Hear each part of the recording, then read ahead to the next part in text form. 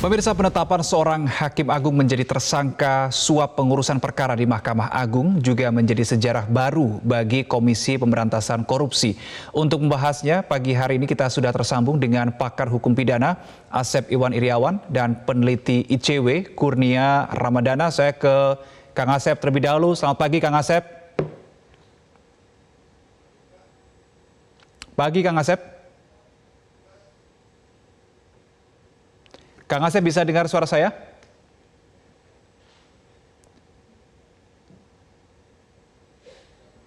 Baik, Kang Asep bisa minta tolong di unmute untuk audio Zoom-nya, nanti bisa akan kembali kami sambung lagi dengan Kang Asep Iwan Iriawan dan peneliti ICW Kurnia Ramadana. Saya ke Mas Kurnia terlebih dahulu, peneliti ICW. Selamat pagi, Mas Kurnia. Selamat pagi, Mas. Assalamualaikum. Waalaikumsalam warahmatullahi wabarakatuh. Mas Kurnia, kalau tadi sebelum kita berdialog ini kita melihat begitu ya bagaimana grafis yang menunjukkan penambahan harta kekayaan kalau kita tadi simak bersama. Nah, menurut Mas Kurnia, apakah cukup logis untuk penambahan harta dari seorang hakim agung Sudrajat Dimyati yang saat ini menjadi tersangka? Ya, tentu memang harus dilihat lagi karena kalau LHKPN itu kan baru sebatas bukti formil berupa dokumen-dokumen yang diserahkan kepada KPK. Dan dalam kaitan ini, karena yang bersangkutan sudah ditetapkan sebagai tersangka, maka akan sangat menarik jika LHKPN-nya ditelisik lebih lanjut. Atau mungkin bisa bekerja sama misalnya dengan Pusat Pelaporan Analisis Transaksi Keuangan atau PPATK untuk melihat apakah ada atau pola yang terbentuk terkait dengan transaksi tidak wajar di luar dari penerimaan resmi yang bersangkutan. Jika memang ada, maka bisa dilekatkan pasal 12B Undang-Undang Tipikor terkait dengan tindak pidana gratifikasi. Nanti yang bersangkutanlah yang akan membuktikan sebaliknya dalam proses persidangan. Dan kami ingin mengatakan bahwa penetapan tersangka terhadap Hakim Agung ini semakin memperpanjang catatan hitam lembaga kekuasaan kehakiman yang sering kali tidak mendukung upaya pemberantasan korupsi. Berdasarkan data KPK misalnya, Hakim Sudrajat ini merupakan hakim ke-22 yang diringkus oleh KPK, meskipun memang ini kali pertama diringkus hakim di Mahkamah Agung, tapi sudah ada 21 hakim yang juga terlibat perkara korupsi. Polanya sebenarnya berulang. Kalau kita mencermati pola korupsi di sektor persidangan, misalnya yang paling lazim dan paling sering diringkus oleh penegak hukum adalah jelang vonis. Atau mungkin mengatur berapa hukuman yang paling pas, entah melalui panitra atau langsung kepada majelis hakim terkait. Dan ini menarik karena kalau kita mencermati pemberitaan, Pak Sudrajat ini mengatakan dia tidak berada di lokasi, tapi masih berada di rumah per tadi subuh. Dan ini menarik untuk dikaji lebih lanjut sebab pengakuan ini sebenarnya bukan pola pertama. Sebelumnya sudah banyak sebenarnya kasus-kasus dugaan tindak pidana suap, pihak penerima itu mengaku tidak berada di lokasi. Tapi yang ingin saya jelaskan adalah nanti mungkin bisa ditambahkan oleh Pak Asep, kalau untuk konstruksi tindak pidana suap sebenarnya tidak harus menerima secara langsung. Tapi penegak hukum mendeteksi ada pihak yang dititipkan uangnya dan sudah ada kesepakatan dengan pihak tersebut. Maka dari itu tindak pidana korupsi atau mungkin pasal dalam Undang-Undang Tipikor ada pasal 5 terkait dengan pemberi suap, pasal 11, pasal 12 untuk penerima suap, itu sudah dianggap sempurna dan sudah banyak jurisprudensinya. Maka dari itu kami juga menghimbau kepada Hakim Agung tersebut agar kooperatif, jangan sampai justru tidak kooperatif karena hal itu akan berdampak serius. Misalnya, ada delik obstruction of justice bagi pihak-pihak yang menghalang-halangi proses hukum. Dan kalau dia tidak kooperatif sejak proses penyidikan, maka hal itu dapat dijadikan dasar memperberat ketika nanti pada proses persidangan. Dan juga misalnya, kalau yang bersangkut, saya rasa kalau per hari ini, Hakim Agung tersebut tidak kunjung datang ke KPK, penting juga bagi KPK untuk menerbitkan cegah kepada Dirjen Imigrasi agar yang bersangkutan tidak dapat berpergian ke luar negeri untuk memastikan proses hukum ini bisa berjalan efektif. Demikian, Mas. Baik, saya coba konfirmasi langsung ke Kang Asep soal pendapat dari Mas Kurnia bahwa seseorang dikatakan menerima suap ini tidak harus yang bersangkutan menerima uangnya secara langsung, tetapi juga bisa disalurkan lewat pihak ketiga mungkin ya, yang nantinya juga ada kesepakatan di situ. Kang Asep ada pendapat soal hal ini? Ya, saya pengen dijelaskan oleh Kurnia Ramadhan udah tepat dan benar. Kalau soal suap atau gratifikasi itu harus langsung diterima melalui calo, itu kan. Ya calo-calonya sudah tahu, itu kan diantaranya pengacaranya, pengusahanya. Dan tapi jalur-jalur terbukti kan di situ ada pegawai MA, ada panitranya, ada asistennya, lengkaplah sudah bahasa hukumnya udah full tweet, ya udah sempurna tindak. Jadi sekali betul yang katakan Kurnia Ramadhan, tidak harus terima langsung. Mana ada terima langsung? Gila aja kali. Ini hakimnya saya udah tahu persis. Oke. Kang Asep, kalau kita melihat sebagai penerima suap itu sendiri, nanti mungkin bisa dibantu oleh tim Metro TV untuk kembali mereview lagi untuk melihat siapa saja menerima dari uang suap dalam kasus penanganan perkara Mahkamah Agung ini. Ada 6 begitu ya yang kita saksikan saat ini. Ada 6, 4 PNS dan 2 hakim. 1 hakim agung dan satunya adalah hakim justisial. Kalau kita melihat Kang Asep, sangat terstruktur, sangat tersistematis begitu. Anda melihat hal ini apakah berarti terjadi dugaan korupsi ini sudah cukup lama berlangsung atau seperti apa sebetulnya Kang Asep? Cukup lama berlangsung, cuman baru ketangkap ya baru sekarang. Harusnya kan ketangkapnya dari dulu dan lebih banyak sebenarnya. Ini kan modus sebenarnya kan, cuman ya tuh Kurnia itu dan kawan-kawan udah teriak sampai nangis darah. Sering saya telepon dia kalau menangkap mah gampang kok di mall sini atau di hotel gini. Cuman kita senyum-senyum. Cuma kali ini ya memang pikiran dia lagi sial aja. Ini kan bayangkan ya betapa komplitnya seorang hakim agung, ya sekali lagi seorang hakim agung, asistennya, panitranya, karyawannya, dan pemberinya. Biasanya kan ada yang langsung ke hakimnya, titip panitra, titip tim khusus. Ini coba sampai tahu ke bawahnya. Berarti kan benar-benar telanjang, selalu suka gunakan. Gila banget, saya bilang kan permainan itu dari atas sampai bawah begitu rapi.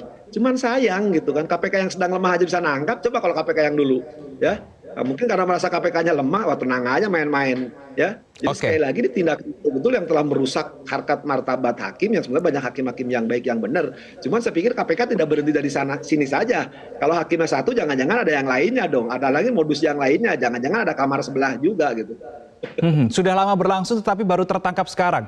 Mas Kurnia, apa yang sebetulnya menjadi penyebab kenapa kalau praktik yang sudah berlangsung lama ini baru terungkap dan tertangkap sekarang? Iya, ada 2 hal ya. Yang pertama dari aspek pengawasan internal.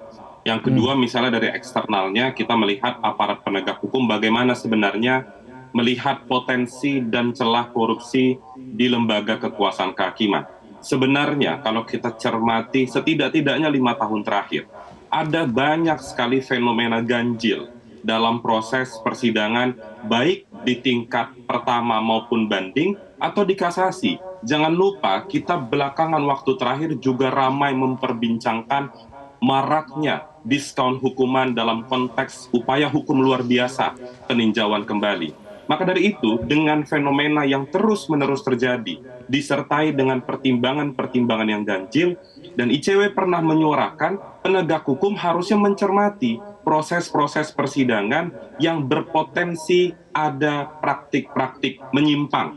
Misalnya dalam konteks pelakunya itu mempunyai irisan dengan cabang kekuasaan atau mungkin irisan dengan politik, itu yang harus dilihat lebih lanjut. Dan Mahkamah Agung juga mestinya terbuka dengan aspek pengawasan eksternal misalnya oleh Komisi Yudisial. Dan sebenarnya yang menarik juga kalau pemirsa Metro TV mencermati nama tersangka kali ini, diketik saja di internet itu keluar rekam jejaknya. Itu membuktikan apa? Membuktikan bahwa suara masyarakat yang sudah mengkritik, yang sudah memberikan masukan, ternyata tidak dipandang sebagai hal yang positif.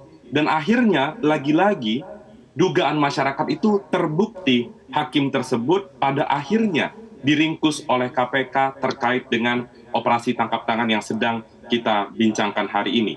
Selain dari itu, nanti kalau sampai dalam proses persidangan, selain tidak kooperatif bisa berpotensi menjerat lebih besar, status hakim sebagai pejabat negara itu harus menjadi dasar memperberat.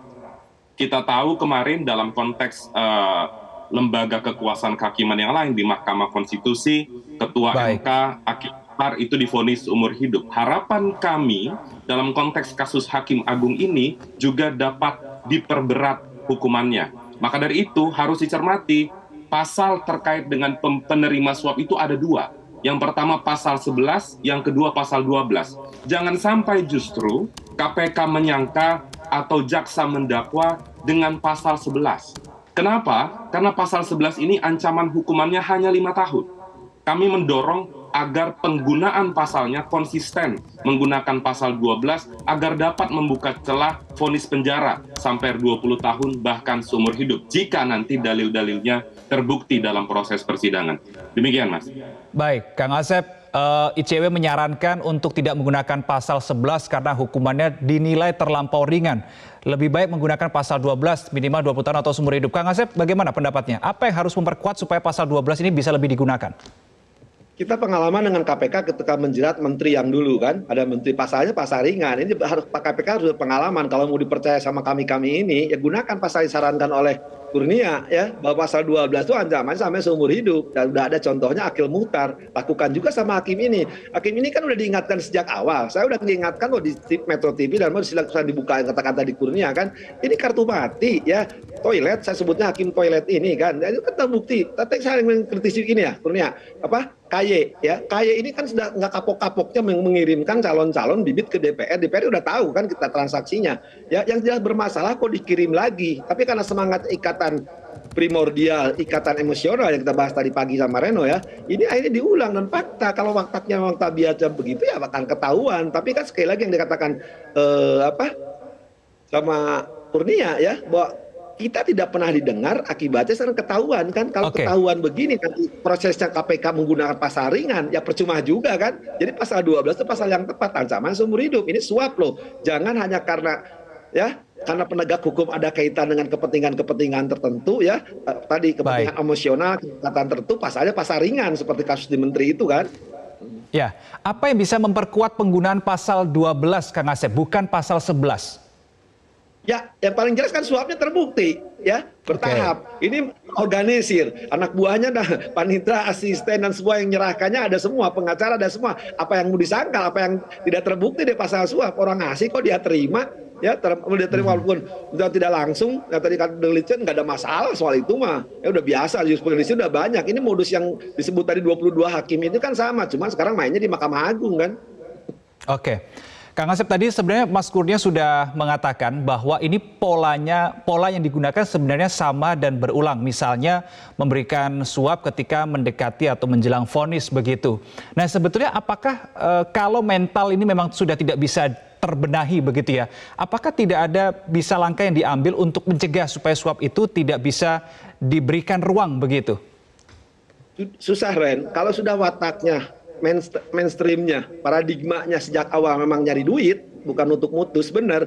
Dia berharap semakin tinggi semakin gede. Maka sering saya katakan dulu kan, jadi Hakim Agung itu karena gajinya gede, maka transaksinya lebih gede. Ketika sekarang baru Tuan Presiden mengeluarkan aturan yang ratusan miliar, saya minta sebelum lupa batalkan itu, ya biar ada pembelajaran bagi para Hakim Agung. Jangan seenaknya dapat honor, tapi ternyata kejadian juga di samping honor yang gede, gaji yang gede, masih bermain juga. Itu 800 juta tuh. 8 tahun, nanti baru ketahuan, lebih gede lah, harus dicari itu. Benar kata harus membuktikan bahwa duit itu dari mana. Yang kekayaannya sekarang 8 miliar itu yang ketahuan, yang dilaporkan. Yang nggak dilaporkan lebih banyak lagi. Baik, saya ke Mas Kurnia. Sebetulnya ketika peristiwa ini terungkap dini hari tadi, saya mencoba mengulik data bahwa pada tahun 2013 saat pelaksanaan fit and proper test di DPR, ada satu statement yang dilontarkan oleh SD begitu ya, saya coba kutip. Dikatakan bahwa paling berat adalah iming-iming pemberian sesuatu. Itulah yang paling berat bagi saya. Tapi ternyata SD terlibat juga di dalamnya. Mas Kurnia, ada tanggapan?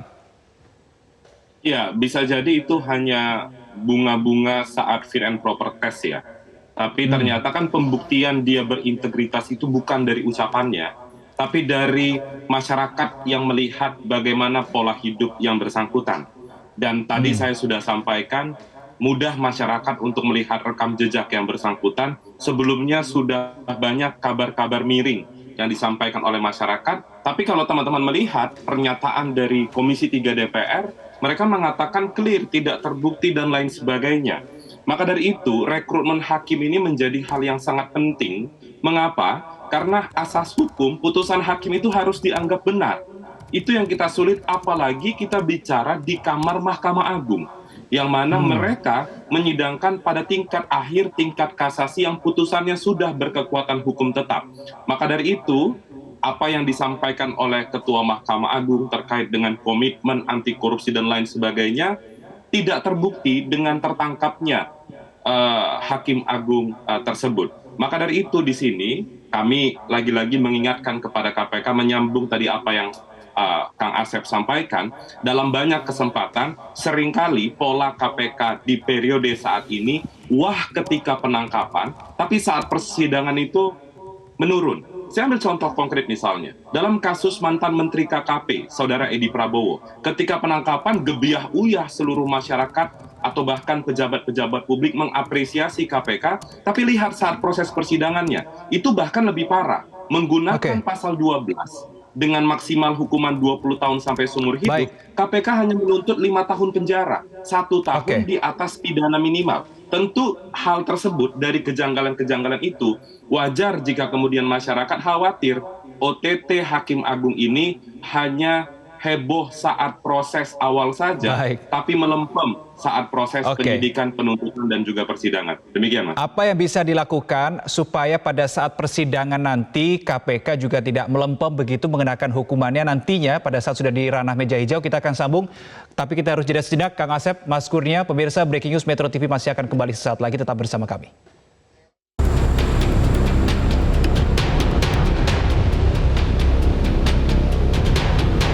Dugaan tindak pidana korupsi yang terjadi di dalam pengurusan perkara di Mahkamah Agung.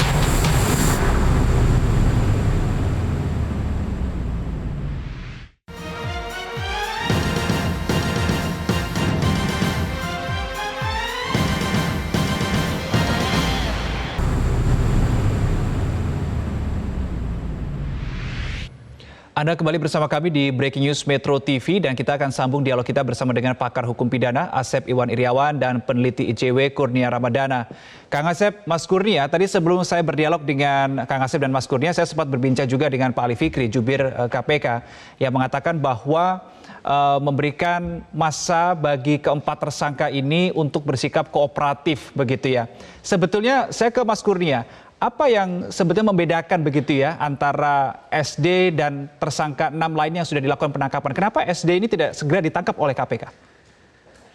Iya, kita sebenarnya sedikit ganjil mendengar dan membaca pernyataan tersebut.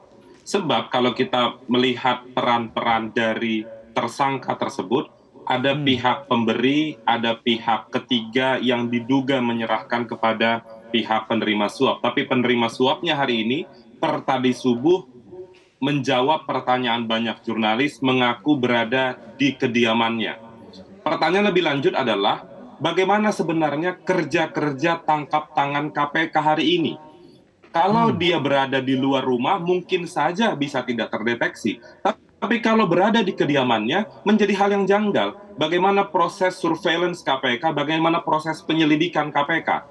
Jangan sampai justru perkara ini lagi-lagi dianggap melempem oleh masyarakat.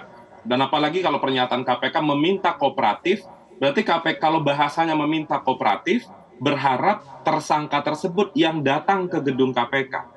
Harusnya, karena ini baru beberapa jam setelah penangkapan, tim tersebut mestinya dapat menjemput atau bahasa hukumnya melakukan penangkapan karena diduga keras melakukan tindak pidana, apalagi statusnya sudah sebagai tersangka.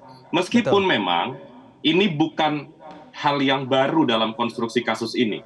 Kalau pemirsa Metro TV ingat dan membaca pernyataan dari pimpinan KPK, Saudara Nurul Gufron, beberapa jam sebelum penetapan tersangka, dia sempat menyatakan bersedih karena Hakim Agung terlibat praktik korupsi. Beberapa jam kemudian, ternyata pernyataan itu diralat karena belum ada expose dan lain sebagainya. Itu menandakan bisa jadi KPK tidak cukup serius, atau bisa jadi ada dua perspektif nih. Satu perspektif penyelidik yang memang ingin membongkar perkara tersebut, tapi ada perdebatan dengan satu jabatan penting di KPK yang mungkin tidak sepakat dengan kerja-kerja tersebut. Maka dari itu dalam konteks ini kami berharap kepada KPK jangan sampai perkara ini dianggap tidak serius oleh masyarakat dan segera perintahkan tim untuk menjemput dan menangkap Hakim Agung tersebut. Sebab keterangannya saya yakin amat dibutuhkan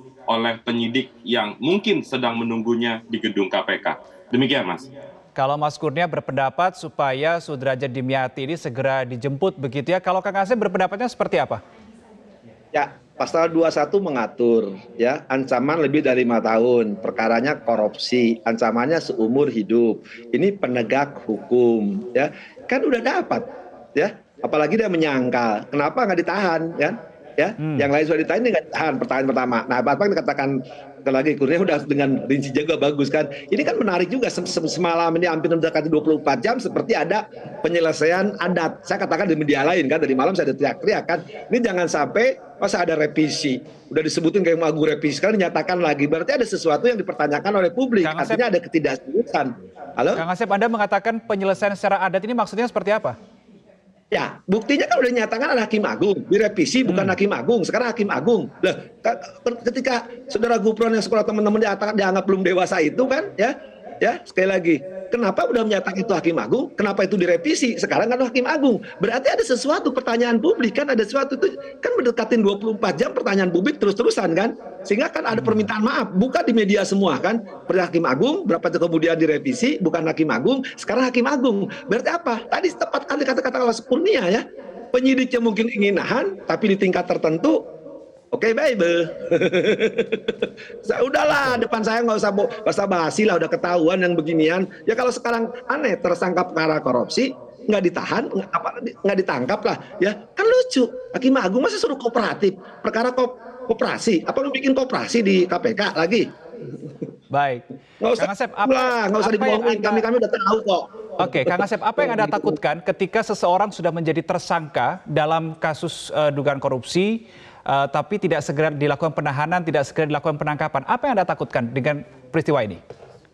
Tadi penjelasan Ketua KPK Firly kan jelas sekali, rinci dibacakan oleh dia. Dia membacakan semua kan kejadiannya. 10 orang itu, peran-peran sertanya sehingga nyampe ke situ. Ya kenapa? Yang 6 udah ditangkap, ya ditahan. Kenapa ini enggak gitu kan? Ada apa alasannya? Malah disuruh kooperatif. Kan pertanyaannya aneh. Apalagi sudah dijadikan tersangka. Kenapa gitu kan? Oke. Jangan sampai nama Sudrajat Dimyati ini menjadi nama atau menambah daftar DPO KPK yang tidak segera dilakukan penahanan dan penangkapan begitu ya. Mas Kurnia, untuk mencegah tadi kita sambung di segmen sebelumnya kita berbicara soal kekhawatiran dari Mas Kurnia dan juga Kang Asep ini ya. Ketika penangkapan heboh begitu diberitakan, tapi ketika sudah sampai di ranah persidangan melempem. Ini bagaimana Mas Kurnia? Apa yang harus atau yang Anda dorong kepada KPK untuk tetap on the track dalam menangani kasus korupsi ini? Ya, sebenarnya bahkan tidak sampai persidangan ya. Beberapa jam setelah Ketua KPK konferensi pers, kejanggalannya sudah timbul. Sebagaimana tadi yang disampaikan oleh Kang Asep terkait dengan ketidakhadiran penyelidik untuk meringkus tersangka Hakim Agung. Ini menjadi hal yang sangat menarik. Kenapa? Karena jurnalis bertanya kepada Hakim Agung saja itu dijawab oleh yang bersangkutan. Kenapa justru penegak hukum tidak berpikiran bahwa yang bersangkutan itu dideteksi di mana keberadaannya, dan logika sederhana saja, tempat yang dicari pertama itu harusnya rumahnya. Tapi ternyata itu tidak dilakukan oleh tim penyelidik KPK. Dan terkait dengan pertanyaan tersebut, ini penting untuk kita kawal bersama, karena kalau perkara terkait dengan tangkap tangan ini berkejaran dengan waktu, terkait dengan masa penahanan 120 hari harus sampai dalam proses persidangan. Dalam fase yang pendek ini, kami berharap penyidik KPK dapat mengembangkan, tidak hanya berhenti pada tindak pidana suap, untuk menelusuri apakah ada potensi gratifikasi, bahkan ekstrimnya penggunaan Undang-Undang Nomor 8 Tahun 2010 terkait dengan pencucian uang harus dilihat lebih lanjut, apakah mungkin atau tidak diterapkan kepada para pelaku. Kalau terkait dengan pernyataan saya tidak terlibat dan lain sebagainya, menjadi menarik kalau kita lihat pernyataan dari salah seorang tersangka tersebut sudah mengakui bahwa ada praktik korupsi di sana dan mestinya itu memperkuat sangkaan ke depan.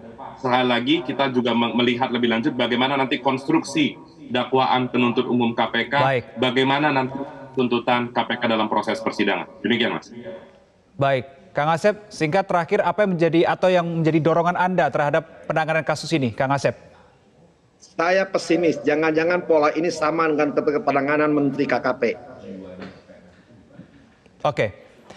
Apakah Anda juga melihat bahwa kasus ini juga bisa terjadi di Mahkamah Agung yang mungkin sampai dengan saat ini juga masih belum terungkap, Kang Asep?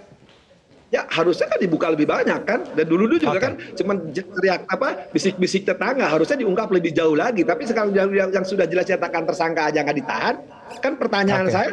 saya nggak optimis. Pasti ujungnya ya penonton kuciwa. Baik.